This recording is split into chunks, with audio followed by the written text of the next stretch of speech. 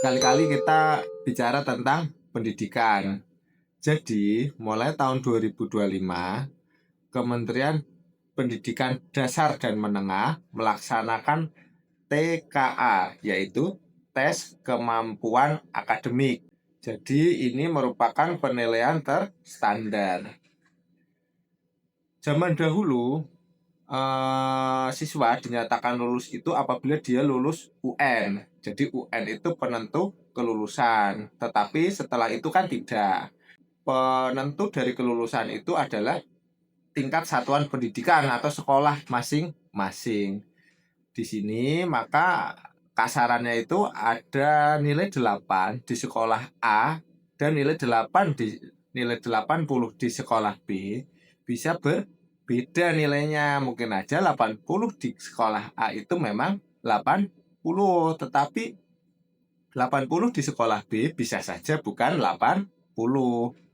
Maka dengan adanya TKA ini diharapkan terjadi yang namanya penilaian terstandar, sehingga objektivitas dan keadilan dalam penilaian pendidikan itu terjaga.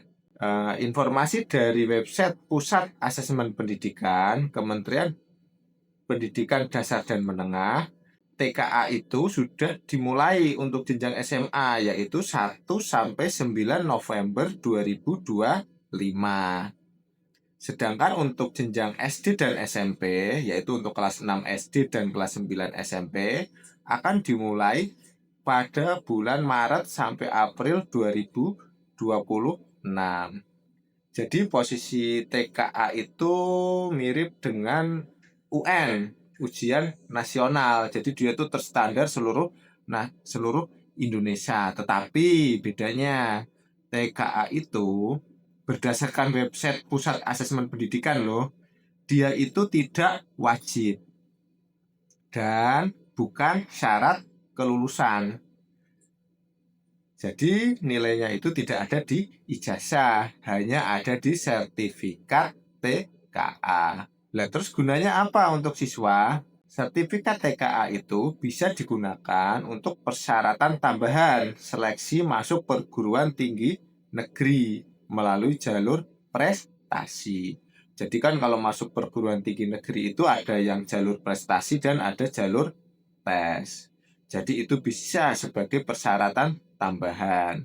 Kalau untuk pemerintah, gunanya itu untuk memetakan kualitas pendidikan karena nilainya sama, maka kita tahu daerah-daerah mana yang nilainya kurang bagus, daerah mana-mana yang nilainya bagus. Mata pelajaran apa saja yang diujikan di TKA? Untuk jenjang SD dan SMP, yang diujikan adalah bahasa Indonesia dan matematika. Sedangkan untuk SMA atau SMK, dia itu yang diujikan itu ada 5 mata pelajaran, dibagi menjadi 2 jenis. Yang pertama wajib, yang kedua adalah mata pelajaran pilihan. Untuk yang wajib itu ada 3, yaitu bahasa Indonesia, bahasa Inggris, dan matematika. Sedangkan untuk pilihan itu ada banyak.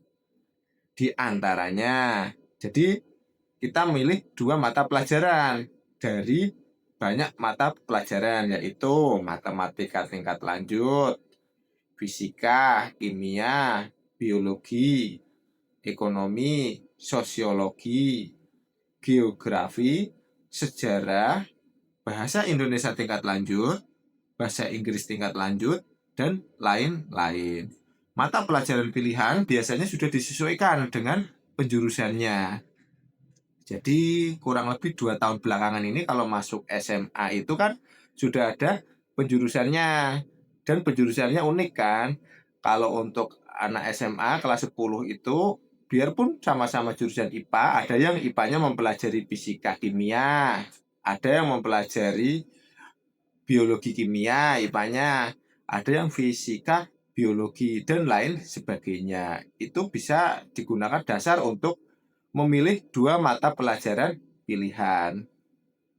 Poin yang didapat dari penjelasan saya dari tadi itu adalah untuk jenjang SMA atau sederajat, TKA itu dilaksanakan bulan November, artinya masih semester 1. Itu pun masih pertengahan semester 1. Jadi kalau anak SMA belajar TKA itu mulai kelas 12, berarti Anda telat. Belajarlah dari kelas 10. Yang kedua, untuk SMA ya, mata pelajaran yang diujikan di TKA itu adalah 5 mata pelajaran. Jadi kalian kalau dari kelas 10 harusnya belajarnya itu di strategi, lebih fokus ke 5 mata pelajaran tersebut. Belajar itu nggak harus, kalau belajar di rumah tuh nggak harus lama dan nggak harus serius banget. Yang penting apa kalau belajar? Rutin. Sehingga kalau dari kelas 10 sudah belajar secara rutin, diharapkan pada saat TKA yaitu semester 1 kelas 12 sudah siap. Tetaplah putus asa dan jangan semangat. Adit, tolongin.